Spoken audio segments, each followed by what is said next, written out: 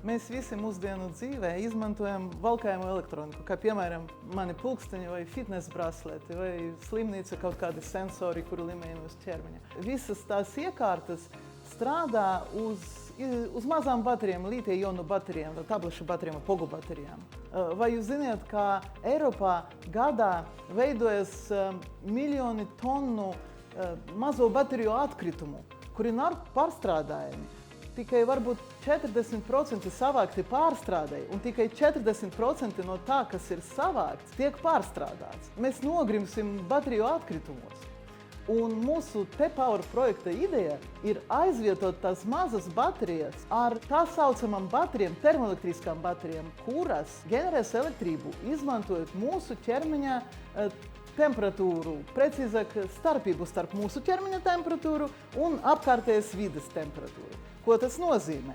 Mēs ņemam ārā un metam nost lītija bateriju, un mums nekad tā nav jāmaina, mums nekad nav jāuzlēda mūsu pulkstenis, jo kamēr jūs esat dzīvs vai dzīva, jūsu pulkstenis strādā, nav jāuztraucas ne par ko. Mēs savā institūtā un T-Power projektā mēs izmantojam nanotehnoloģijas, kuras ļauj atdalīt termisko vadāmību materiālu no elektriskas un palielināt termoelektriskā materiāla efektivitāti 10 reizēs. Līdz mēs nonācām līdz šim projektam, mums bija citi projekti, kuros mēs attīstījām šo tehnoloģiju un izveidojām plānas kārtiņas, kuras var efektīvi ģenerēt elektrību. Un šajā T-Power projektā mēs tagad attīstām šo tehnoloģiju tālāk. Mēs izdomājam speciālu arhitektūru, kura izskatās līdzīgi kā akordeona.